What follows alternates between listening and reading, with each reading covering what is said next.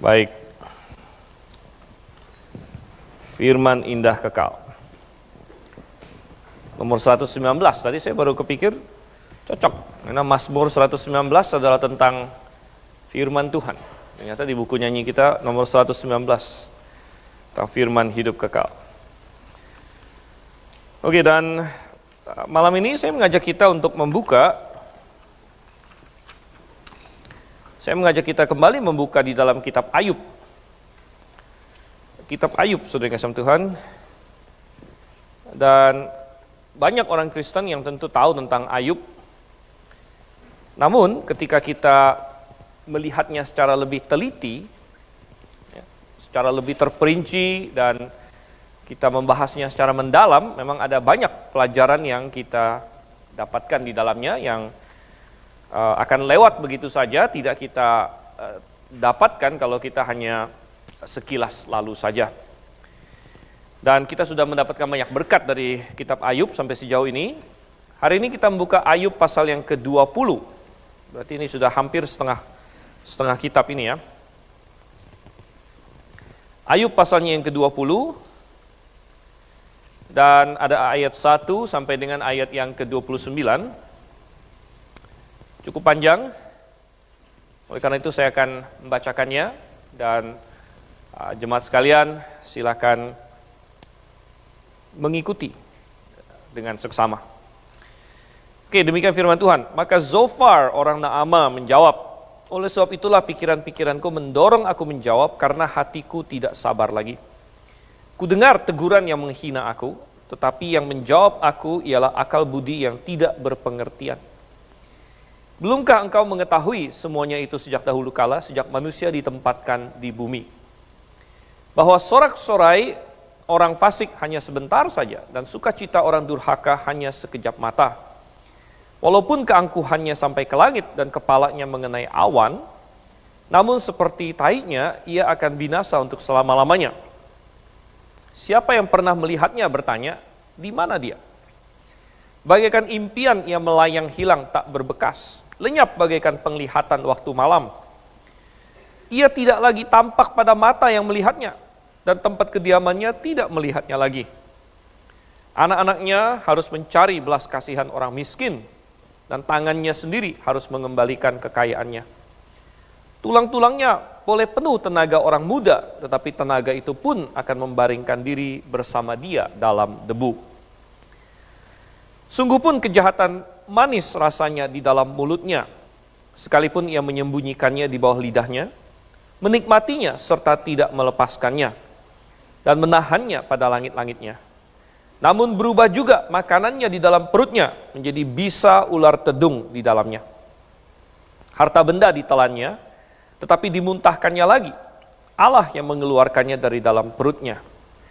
Bisa ular tedung akan diisapnya, ia akan dibunuh oleh lidah ular. Ia tidak boleh melihat batang-batang air dan sungai-sungai yang mengalirkan madu dan dadih. Ia harus mengembalikan apa yang diperolehnya dan tidak mengecapnya. Ia tidak menikmati kekayaan hasil dagangnya. Karena ia telah menghancurkan orang miskin dan meninggalkan mereka terlantar. Ia merampas rumah yang tidak dibangunnya. Sesungguhnya ia tidak mengenal ketenangan dalam batinnya, dan ia tidak akan terluput dengan membawa harta bendanya. Suatu pun tidak luput daripada lahapnya. Itulah sebabnya kemujurannya tidak kekal. Dalam kemewahannya yang berlimpah-limpah, ia penuh khawatir. Ia ditimpa kesusahan dengan sangat dahsyat. Untuk mengisi perutnya, Allah melepaskan ke atasnya murkanya yang menyala-nyala, dan menghujankan itu kepadanya sebagai makanan. Ia dapat meluputkan diri terhadap senjata besi, namun panah tembaga menembus dia. Anak panah itu tercabut dan keluar dari punggungnya. Mata panah yang berkilat itu keluar dari empedunya. Ia menjadi ngeri. Kegelapan semata-mata tersedia bagi dia. Api yang tidak ditiupkan memakan dia dan menghabiskan apa yang tersisa dalam kemahnya. Langit menyingkapkan kesalahannya dan bumi bangkit melawan dia. Hasil usahanya yang ada di rumahnya diangkut. Semuanya habis pada hari murkanya. Itulah ganjaran Allah bagi orang fasik, milik pusaka yang dijanjikan Allah kepadanya.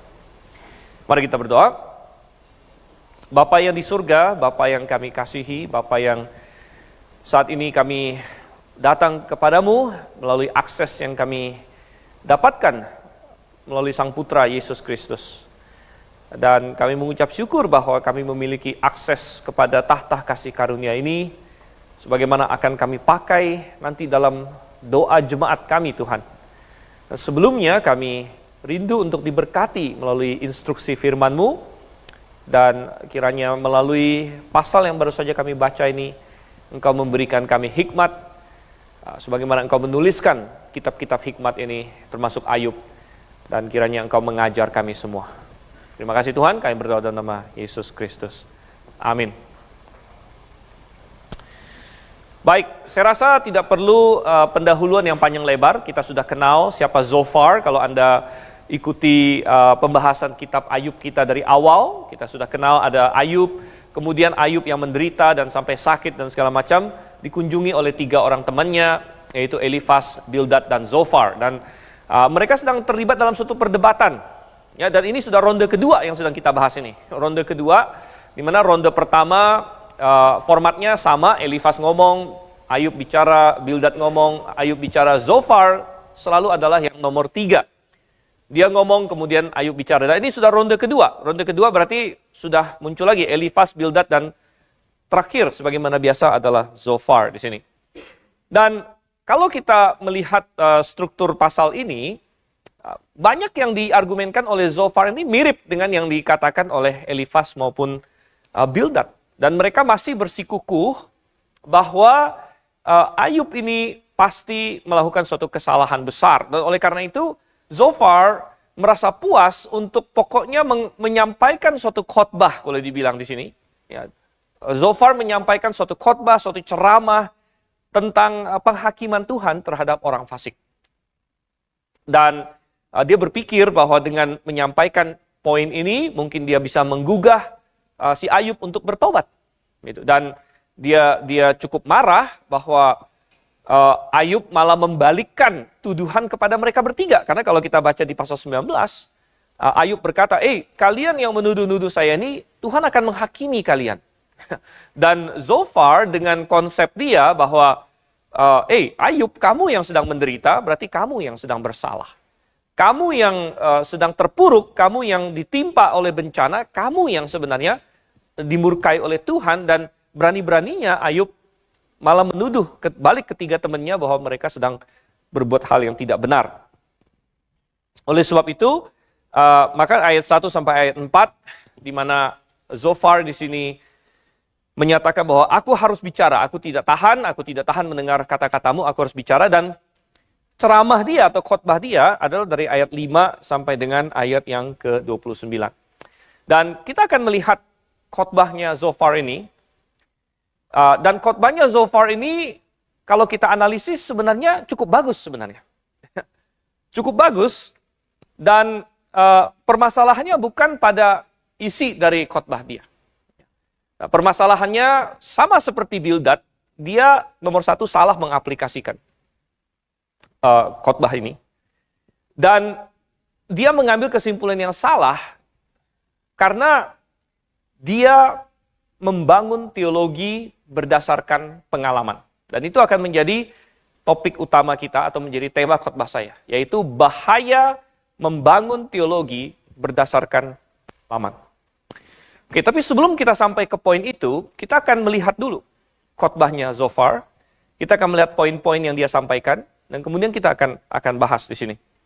Oke, pertama, jadi kita akan melihat khotbah Zophar tentang penghakiman terhadap orang fasik di sini. Dan Zophar punya 3 poin, atau saya bisa baginya menjadi 3 poin. Yang sangat menarik adalah bahwa kebanyakan khotbah itu memang 3 poin, saudara. Ya.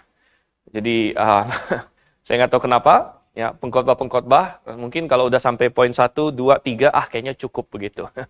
Memang sih ada khotbah yang 2 poin, ada khotbah yang 4 poin, ada khotbah yang 5 poin, ya, atau lebih banyak. Tapi mayoritas khotbah itu 3 poin. Jadi kita bagi khotbahnya Zophar 3 poin juga, ya. Dan apa 3 poin yang disampaikan oleh Zophar di sini? tentang orang fasik. Pertama kita lihat, dia berkata bahwa orang fasik itu kemenangannya hanya sementara saja. Kemenangan atau kejayaan orang fasik itu hanya sementara saja, dan itu dari ayat 5 sampai ayat yang ke-11. Tadi sudah kita baca, intinya dia berkata bahwa ayat 5, sorak-sorai orang fasik hanya sebentar saja, hanya sekejap mata, katanya kan.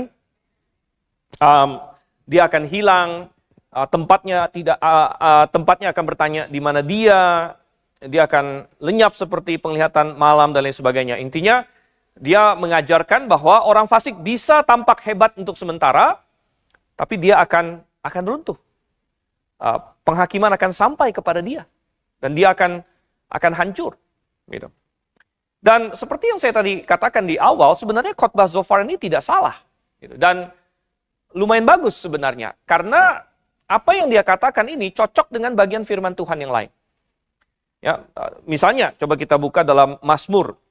Ya, Mazmur pasal 73, ya, ini salah satu Mazmur pergumulan seorang yang namanya Asaf di sini. Jadi Mazmur Asaf, Mazmur pasal 73, di mana Asaf bergumul karena dia melihat orang fasik banyak yang hebat, orang fasik banyak yang sukses dan sebagainya. Dan dia bertanya, Tuhan, kenapa bisa begitu? Dan jawaban Tuhan adalah, coba kita lihat di Mazmur 73 ayat 18. Ya, atau dari ayat 16 lah. Tetapi ketika aku bermaksud untuk mengetahuinya, hal itu menjadi kesulitan di mataku sampai aku masuk ke dalam tempat kudus Allah dan memperhatikan kesudahan mereka. Ya, kesudahan orang fasik di sini.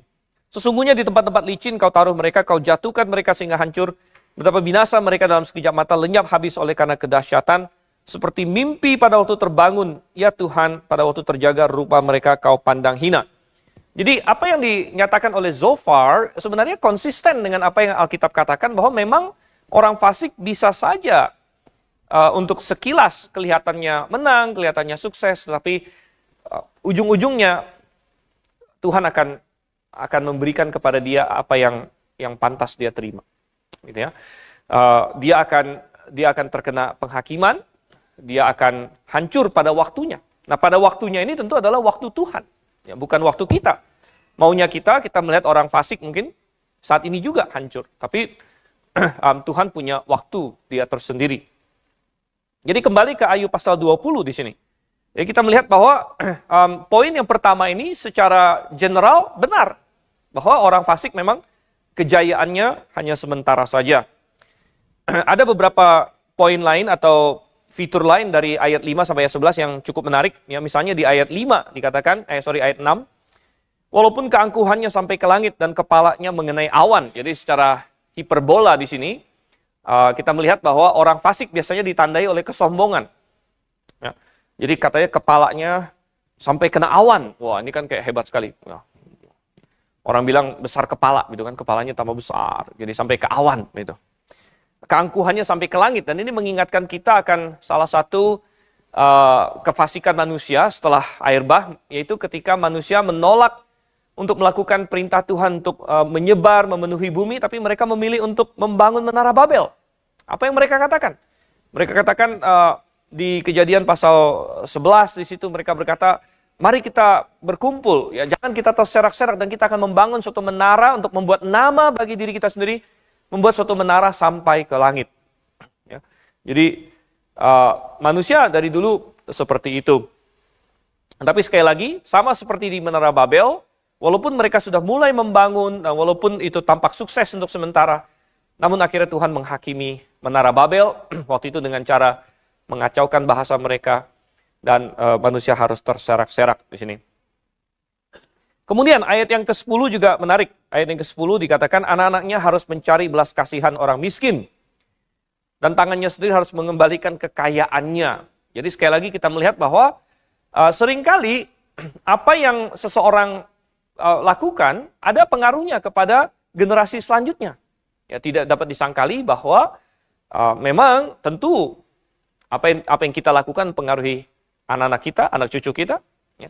Dan kita dipengaruhi oleh apa yang dilakukan oleh orang tua dan leluhur kita juga. Itu tidak dapat dipungkiri. Ya, di satu sisi memang itu benar, di sisi lain tiap-tiap orang juga Tuhan melihat atau menuntut tanggung jawab dari tiap-tiap orang secara pribadi juga. Jadi dua-duanya benar. Nah, kalau ditanya apakah saya punya efek kepada orang lain, ya misalnya saya punya efek kepada anak saya, cucu saya, oh jelas. Ya. Tetapi di sisi lain, apakah saya punya tanggung jawab pribadi, apakah anak saya punya tanggung jawab pribadi, apakah cucu saya punya tanggung jawab pribadi, oh ya jelas juga. Gitu. Jadi dua-duanya benar sebenarnya dengan suatu cara yang luar biasa indah. Begitu. Tetapi di sini kita melihat kebalikan dari apa yang Tuhan janjikan kepada orang benar. Coba kita perhatikan apa yang Tuhan janjikan pada orang benar yang sempat saya khotbahkan di minggu malam beberapa minggu lalu.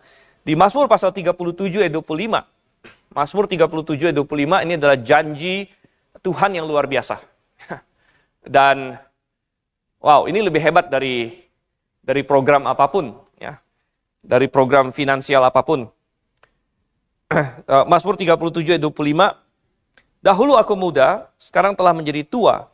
Tapi tidak pernah kulihat orang benar ditinggalkan, serta anak cucunya meminta-minta roti. Tiap hari ia menaruh belas kasihan dan memberi pinjaman, dan anak cucunya menjadi berkat. Luar biasa sekali. Dan kebalikan dari itu adalah orang fasik. Kalau kita kembali lagi ke Ayub pasal 20 di situ, ayat yang ke-10, anak-anaknya harus mencari belas kasihan orang miskin.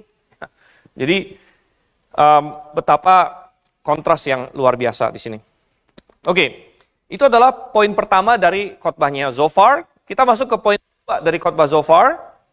Poin kedua dari khotbah Zofar, kembali ke Ayub pasal 20, adalah orang fasik akan mengalami perubahan dari manis menjadi sesuatu yang pahit beracun. Nah, jadi orang fasik mengalami perubahan dari apa yang dia anggap manis berubah menjadi pahit beracun. Nah itu kita lihat di ayat 12 sampai ayat yang ke-19, boleh dibilang. Ya, ayat 12 sampai ayat yang ke-19. Dan digambarkan, ya, ayat 12, sungguh pun kejahatan manis rasanya di dalam mulutnya. Tapi kemudian, kalau kita baca terus lagi, ayat 14, namun dalam perutnya berubah menjadi bisa ular tedung. Ya, sehingga apa yang dia isap, apa yang dia makan, adalah bisa ular tedung. Demikian ayat yang ke-16 dan lain sebagainya. Dan memang ini menggambarkan bahwa ketika seseorang melakukan kejahatan, ketika orang fasik melakukan kejahatan, akan terasa enak awalnya. Dan dosa itu seperti itu. Dosa adalah hal yang menipu, saudara-saudara. Ketika Anda tergoda oleh dosa, pertama-tama dia menjanjikan sesuatu yang manis. Dia menjanjikan kenikmatan, dia menjanjikan keenakan, kenyamanan, dan lain sebagainya. Itu adalah tipu daya dosa. Tetapi, dan poin Zofar di sini benar. Jadi sekali lagi poin kedua dia juga cocok dengan apa yang Alkitab katakan yang lain. Coba kita lihat beberapa contoh, misalnya Amsal pasal 9. Amsal, ya, jadi ini semua ada di kitab-kitab yang disebut kitab-kitab hikmat ya. Ada Ayub, ada Mazmur. Coba kita lihat Amsal pasal 9 ayat yang ke-17. Amsal 9 ayat 17. Ini adalah kata-kata orang-orang fasik. Yang orang fasik katakan. Air curian manis dan roti yang dimakan dengan sembunyi-sembunyi lezat rasanya. Jadi kadang-kadang orang fasik bahkan mendapatkan semacam thrill, apa istilahnya ya, mendapatkan semacam kesenangan dari melakukan sesuatu yang salah begitu, karena ada suatu rasa seru begitu bahwa dia sedang melakukan sesuatu yang dilarang, ya, dia sedang melakukan sesuatu yang tidak benar. Jadi ada semacam perasaan seru bahkan di situ, dan dikatakan sini air curian manis, roti yang dimakan dengan sembunyi-sembunyi lezat rasanya. Ya, tetapi tentu ayat 18 berkata, tapi orang itu tidak tahu bahwa di sana ada arwah-arwah dan orang-orang yang diundangnya ada di dalam dunia orang mati. Jadi seperti yang dikatakan di Amsal lain, banyak jalan disangka orang lurus, ujungnya menuju maut di situ. Kita bisa lihat lagi di Amsal lain, Amsal pasal 20. Begitu lihat. Amsal pasal 20 ya, ayat yang ke-17. Ini gambaran lain lagi, Amsal pasal 20 ayat yang ke-17. Roti hasil tipuan sedap rasanya. Wah. Roti hasil tipuan sedap rasanya. Jadi wow, ya keren. Saya dapat roti enak, nggak usah bayar lagi gitu kan. Nah, hasil nipu gitu. Nah, tambah sedap, tambah. Jadi sedap rasanya. Tapi perhatikan apa? Tetapi katanya apa? Kemudian mulutnya penuh dengan kerikil. Ya, ini jadi konsisten dengan apa yang dikatakan oleh Zophar, bahwa orang fasik awalnya dia merasa manis, tetapi ujung-ujungnya akan berubah menjadi racun. Ya. Dan di Perjanjian Baru ini dinyatakan di dalam Yakobus. Coba kita buka. Yakobus pasal 1 ini peringatan yang sangat penting. Yakobus pasal 1 ayatnya yang ke-14 sampai 15.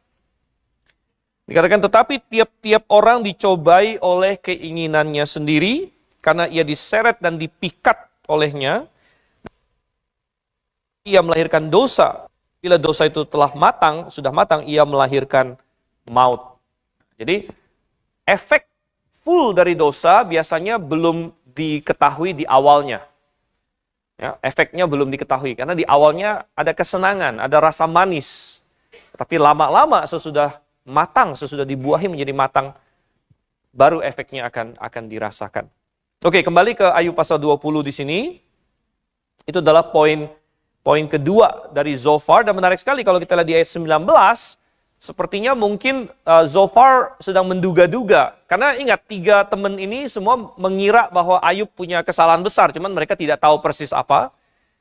Jadi mereka mungkin mencoba menduga-duga, mereka kasih semacam hint gitu ya, Ayub, kamu ada melakukan ini enggak? Gitu kan? Kamu ada melakukan ini enggak? Dan salah satu yang sepertinya ditebak-tebak oleh teman-temannya Ayub di sini di ayat 19, karena ia telah menghancurkan orang miskin dan meninggalkan mereka terlantar, ia merampas rumah yang tidak dibangunnya. Apakah ini semacam tembakan kepada Ayub bahwa mereka mengira Ayub berlaku seperti ini? Ya, padahal mestinya mereka kenal Ayub. Mestinya mereka tahu bahwa Ayub tidak ada melakukan hal seperti ini. Oke, dan kita masuk ke poin ketiga dari khotbah Zophar. Jadi ada 3 poin dia. Yang pertama adalah orang fasik kejayaannya sementara. Kedua, orang fasik dari manis berubah menjadi racun. Dan yang ketiga adalah poinnya Zophar adalah bahwa murka Tuhan akan dituangkan kepada orang fasik. Ya, murka Tuhan akan dituangkan kepada orang fasik. Dan itu dari ayat 20 sampai 29 di sini. Murka Tuhan dituangkan, dan macam-macam. Murka Tuhan dituangkan pertama secara batiniah. Orang yang fasik menurut Zophar, dan itu benar, dia tidak mendapat ketenangan. Ya, kita lihat itu di ayat yang ke-20, ia tidak mengenal ketenangan dalam batinnya. Oke. Dalam ayat 22, dalam kemewahannya yang berlimpah-limpah, ia penuh khawatir. Dan ini konsisten dengan bagian Alkitab firman Tuhan lain. Kita masih ingat ketika Daud jatuh dalam dosa, Anda boleh buka, saya tidak akan ajak kita baca, Mazmur 51. Daud berkata, selama aku menyembunyikan dosaku, ya aku sengsara, aku kehilangan sukacita keselamatan, dan lain sebagainya. Jadi ini konsisten. Ya, jadi dan inilah salah satu alasan mengapa kita tidak perlu iri dengan orang fasik, sekalipun mereka secara tampak luar mungkin hebat, secara tampak luar mewah, tampak luar sukses. Namun siapa bisa tahu pergumulan batin seseorang, ya kan? Siapa bisa tahu dia punya ketenangan atau tidak? Ya, dia punya sukacita atau tidak? Ya, ada banyak orang yang rumahnya besar, yang mewah dan semacam, tapi tidak ada sama sekali ketenangan, tidak ada sama sekali sukacita. Apa guna semua itu? Jadi Tuhan selalu bilang, jangan kamu iri terhadap orang fasik. Ya, murka Tuhan akan datang kepada dia. Dan murka Tuhan semakin jelas lagi di ayat-ayat selanjutnya, dinyatakan oleh Zophar di ayat 23, Allah melepaskan ke atasnya murkanya. Ayat 24 cukup puitis, di mana Zophar bilang, kalau dia luput terhadap senjata besi pun, panah tembaga akan menembus dia. Ya, panah tembaga akan menembus dia.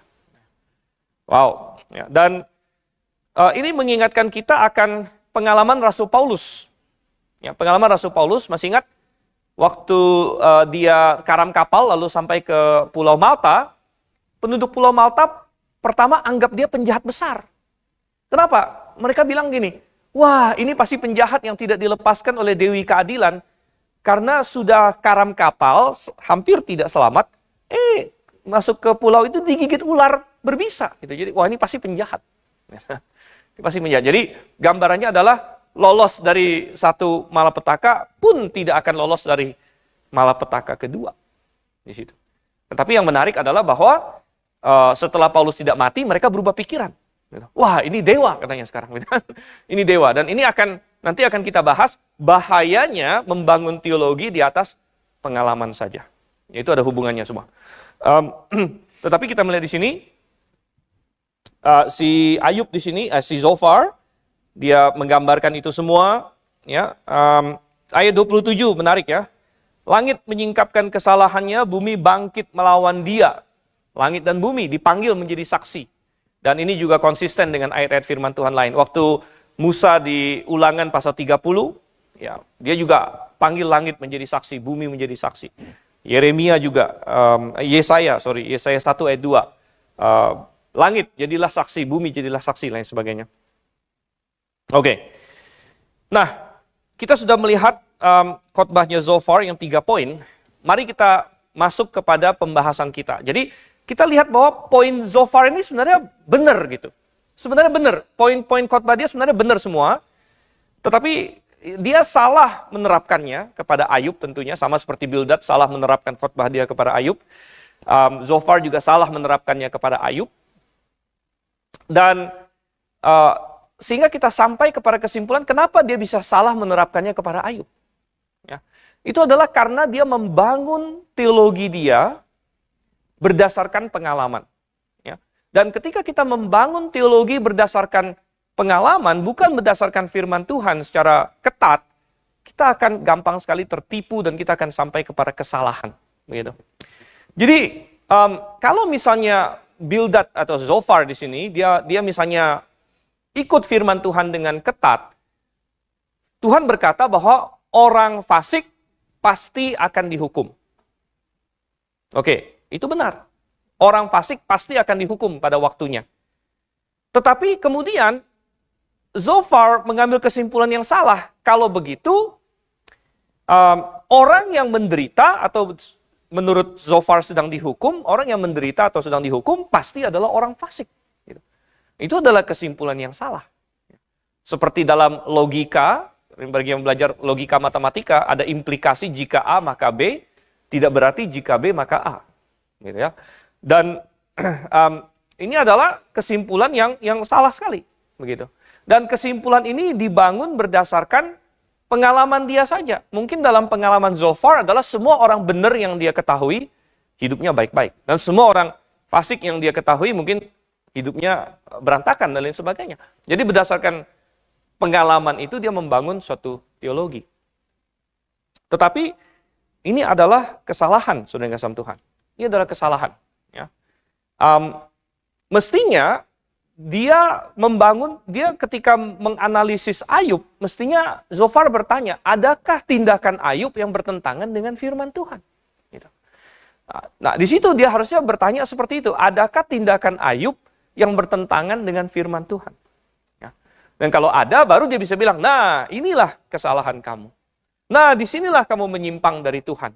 Tapi permasalahannya, mereka tidak ada tahu, 3 temannya ini tidak ada tahu bahwa Ayub melakukan suatu kesalahan seperti apa. Mereka hanya menduga-duga saja. Mereka menduga berdasarkan teologi mereka yang sebenarnya salah, sistem mereka yang salah di sini. Dan saudara yang kasih Tuhan, banyak sekali hari ini orang membangun teologi berdasarkan pengalaman. Ya. Dan itu sangat berbahaya. Ya. Misalnya, ketika kita bertanya, apakah hari ini, contohnya ya, masih ada nubuat, masih ada bahasa lidah atau tidak? Nah, jawabannya tidak boleh didasarkan kepada pengalaman. Tetapi jawabannya harus didasarkan kepada firman Tuhan. Apakah hari ini masih ada nubuat? Apakah hari ini masih ada bahasa lidah? Kita cari di dalam firman Tuhan, apa jawabannya? Dan dari situ, baru kita menilai fenomena, baru kita menilai pengalaman. Kita harus memeriksa pengalaman kita berdasarkan kacamata firman Tuhan. Gitu. Bukan memakai pengalaman kita untuk membuat suatu teologi atau kesimpulan yang di luar dari firman Tuhan.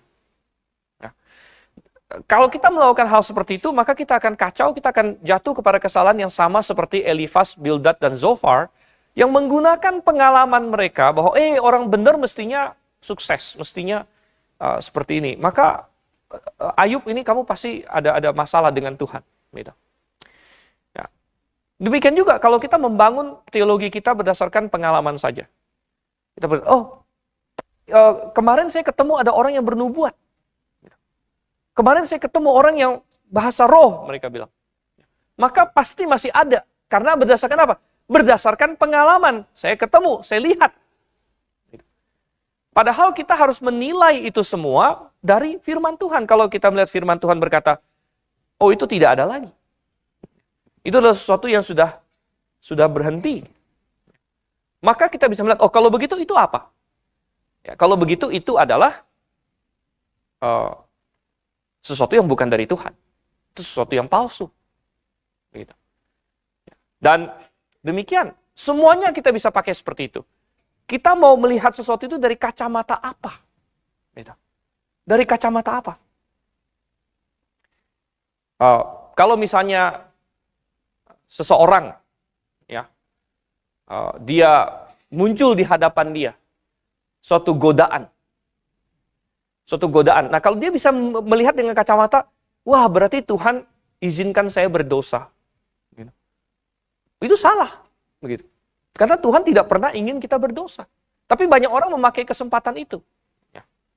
Ada laki-laki yang ketemu perempuan entah gimana, wah Tuhan pertemukan saya dengan dia. Ya. Berarti ini kehendak Tuhan. Dan sebagainya. Padahal misalnya dia sudah beristri dan sebagainya. Gitu kan. Gitu, tidak, Tuhan tidak pernah bertentangan dengan firman-Nya. Ini adalah pedoman absolut kita. Saya masih ingat waktu anak saya masih kecil, ya, beberapa anak saya itu kena kolik istilahnya. Jadi terutama Shira ya, dia waktu kecil, waktu bayi itu gangguan perut, jadi sering sakit perut. Jadi waktu bayi itu sering nangis. Dan kadang-kadang dia ada jam tertentu nangis. Jadi kayak kita udah tahu misalnya jam 6 nih ya, jam 6 sore, pasti nangis. Tapi ya kita hadapin aja begitu. Kemudian kami ada mendengar ada pasangan lain yang mengalami hal yang serupa, tapi mereka kira karena kok nangisnya persis jam begitu terus, jadi dikira ada setan yang mengganggu pas jam segitu. Ya. Wah, jadi dibilang, wah kenapa bayinya nangisnya setiap jam sekian? Ini pasti ada diguna-guna orang, ya.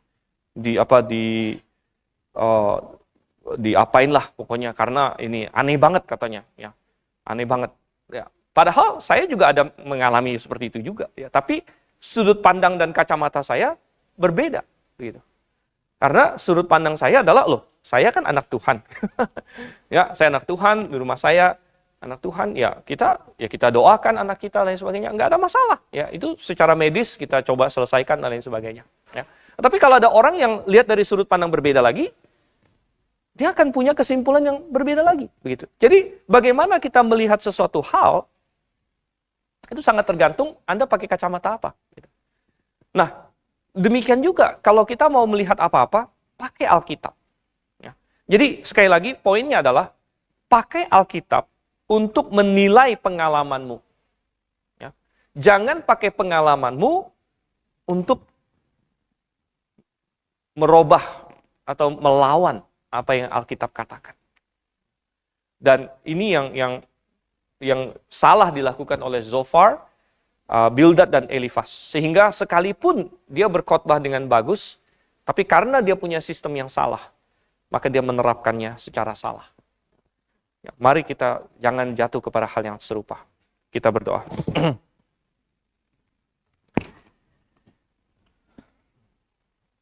Terima kasih Tuhan untuk kasih setiamu kepada kami. Tuhan, kami belajar dari apa yang dikatakan oleh Zofar, sekalipun dia tidak menerapkannya dengan baik, namun kebenaran-Mu tetap disampaikan. Ya.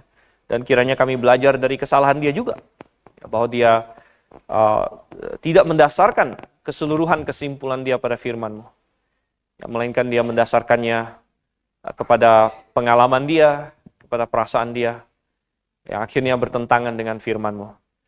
Tuhan, pimpin kami supaya tidak melakukan kesalahan yang sama juga. Kami berdoa dalam nama Yesus Kristus. Amin.